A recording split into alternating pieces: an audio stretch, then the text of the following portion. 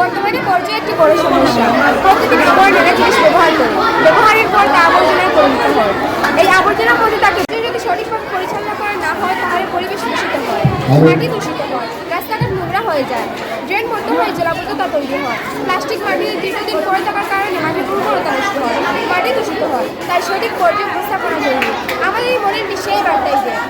আমাদের এই মডেলটি একটি সুন্দর পরিষ্কার শহরের ধারণা দেখায়, যেখানে বর্জ্য প্রথমে সংগ্রহ করা হয়, তারপর সেগুলোকে আলাদা আলাদা করা হয় এবং তারপরে আবার সেগুলোকে রিসাইক্লিং প্রসেসের মাধ্যমে আবার পুনরুপযোগী করে তোলা হয়।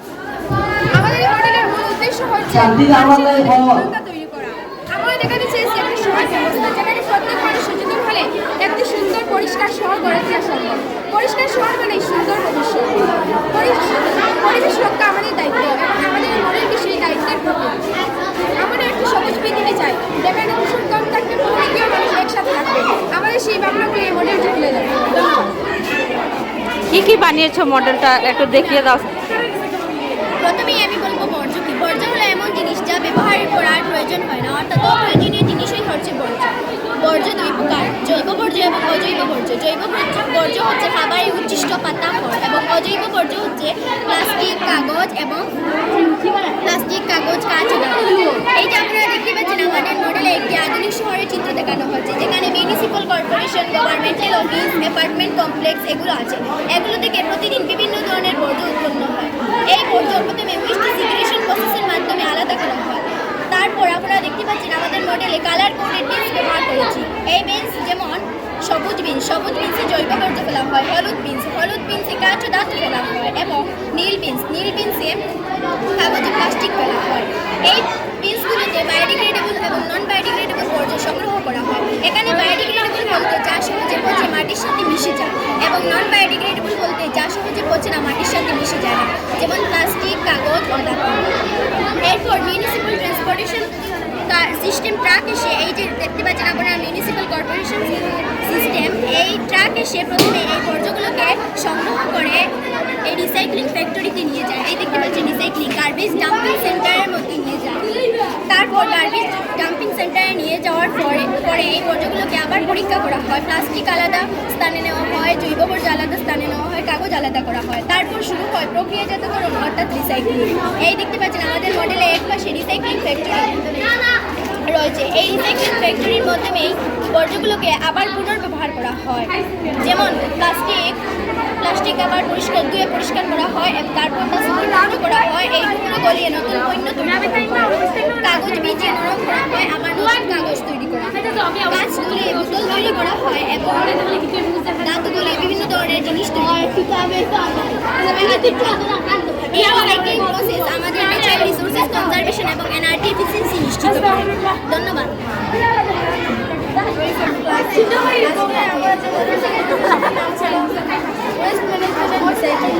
আজকে আমি আমাদের মডেলের দ্বিতীয় অংশ ব্যাখ্যা করব। আমাদের দ্বিতীয় অংশ বলে দিয়েছেন যে বায়োডিগ্রেডেবল ওয়েস্টগুলো কীভাবে ম্যানেজমেন্ট করতে হবে। আমি বলবো বায়োডিগ্রেডেবল ওয়েস্টগুলো কীভাবে ম্যানেজমেন্ট করতে হবে। প্রথমে বলবো বায়োডিগ্রেডেবল ওয়েস্ট মানে কি। বায়োডিগ্রেডেবল ওয়েস্ট মানে হলো যেগুলো সহজে মাটির সাথে পচে যায়, যেমন হলো খাবারের উচ্ছিষ্ট খড় পাতাগুলো, এগুলো মাটির সাথে মিশে যায়, এগুলোকে আমরা বায়োডিগ্রেডেবল বলি। বায়োডিগ্রেডেবল ওয়েস্টগুলো যদি আমরা কম্পোস্ট ফিড বানাতে চাই, তাহলে এই কম্পোস্ট ফিড বানানোর জন্য কয়েকটি প্রসেস আছে। এই প্রসেস দ্বারা এই কম্পোস্ট ফিড বানানো যায়। আমি এই প্রসেস মডেলটির সাহায্যে বুঝিয়ে দিতে পারছি। এখানে প্রথমে এই কম্পোস্ট ফিডগুলো একটা কম্পোস্ট ফিড যেখানে বানাবো, সেখানে একটি বাগানে একটি চিত্র করে গর্ত খনন করবো। এই গর্তে আমরা প্রথমে রান্না করে খাবারের খড় পাতাগুলো এগুলো সর্ব নিচে দেবো। নিচে দেওয়ার পর এর উপরে সয়েল লেয়ার দেবো। সয়েল লেয়ার দেওয়ার পর আবার রান্না করে খাবারের ফ্রুটস, ভেজিটেবলস এগুলো এর উপরে দেবো। এর উপরে দেওয়ার পর keeping adding dry West plus wait West plus soil এগুলো দেবো। এরকম করার পরে আমরা এই কম্পোস্ট ফিডটা বনে এইটার মধ্যে আমরা স্প্রিংকলার পদ্ধতির মাধ্যমে জল দেবো। জল দেওয়ার পর এইখানে কয়েকদিন পর মাইক্রো অর্গানিজমগুলো এটাকে কম্পোস্ট বিট বার্মি কম্পোস্ট এগুলো তৈরি করবে।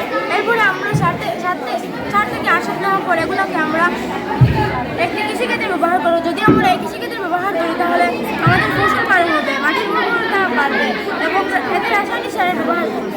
আমি আবারও বলবো যে কোনো যখন বর্জ্য পুনর্ব্যবহারের যোগ্য নয় যে বর্জ্য পুনর্ব্যবহারের যোগ্য নয় সেগুলো আমরা আলাদা স্থানে নিরাপদভাবে ফেলবো যাতে পরিবেশ দূষণ কম হয়। এই পুরো প্রক্রিয়াটি একটি চক্রের মতো কাজ করে। পণ্য থেকে নতুন পণ্য তৈরি হয়, আবার নতুন পণ্য থেকে আমরা যখন নতুন পণ্য ব্যবহার করি তখন এই নতুন পণ্য আবারই বর্জ্য তৈরি হয়ে যায়। এই বর্জ্য আবার পুনর্ব্যবহার করা হয়, এতে সম্পদের অবশ্যই কমে এবং শক্তি সাশ্রয় হয়, পরিবেশ রক্ষা হয়, মানুষ সুস্থ থাকে।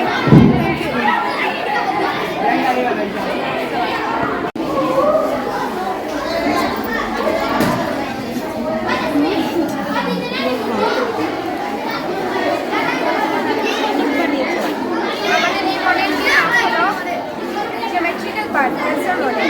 প্রথমে আমি এটা বুঝে পারবো। এটা হলো জিওমেট্রিক্যাল শেপস মানে 2D শেপস। 2D শেপস বলতে আমাদের এখানে আছে triangle, parallelogram, circle, star and rectangle. এই যে আপনারা দেখতে পাচ্ছেন triangle, square, parallelogram, circle and rectangle. প্রথমে আমি বলবো ট্রায়াঙ্গেল হলো এমন একটি বাহু যার 3টি বাহুই সমান হয়। ট্রায়াঙ্গেলের বিভিন্ন পার্ট আমি একটা বলবো ইকুইলেটারাল ট্রায়াঙ্গেল। ইকুইলেটারাল ট্রায়াঙ্গেলের 3টি বাহুই সমান হয় এবং 3টি বাহুর মান হয় 180 ডিগ্রি। তারপরে আমরা দেখতে পাচ্ছি স্কয়ার। স্কয়ার হলো 4টি বাহু বিশিষ্ট একটি আকৃতি যার 4টি বাহুই সমান হয় এবং 4টি কোণই সমান হয়, যার কোণগুলো পারপেন্ডিকুলার হয়, যার মান হলো এক একটি কোণের মান হলো 90 ডিগ্রি। এরপর আপনারা দেখতে পাচ্ছেন রম্বাস। রম্বাস হলো 4টি বাহু বিশিষ্ট একটি আকৃতি যার 4টি বাহু সমান হয় কিন্তু তার 4টি কোণ সমান হয় না। বিপরীত কোণগুলো সমান হয় যেমন angle A = angle C, angle B = angle D। আপনারা বুঝতে পারছেন রম্বাস। এখন তারপরে দেখতে পারবেন প্যারালোগ্রাম। প্যারালোগ্রাম হলো 4 বাহু বিশিষ্ট একটি আকৃতি যার বিপরীত বাহুগুলো সমান হয়। এই দেখতে পাচ্ছেন AB = C, AC = BD এবং বিপরীত কোণগুলো সমান হয় A =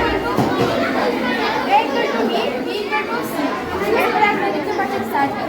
সার্কেল হলো এমন একটি আকৃতি যার কেন্দ্র থেকে সব বিন্দুর দূরত্ব সমান হয়, তার সার্কেলের কোনো সাইড বা কর্নার নেই। আর এরপর দেখতে পাচ্ছেন রেক্ট্যাঙ্গল।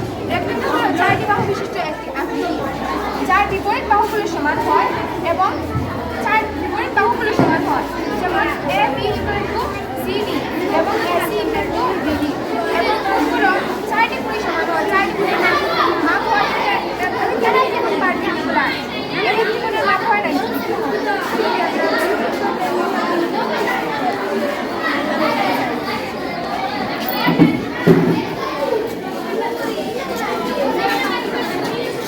গেলা আমি ওখানে বেড়া লাগছে।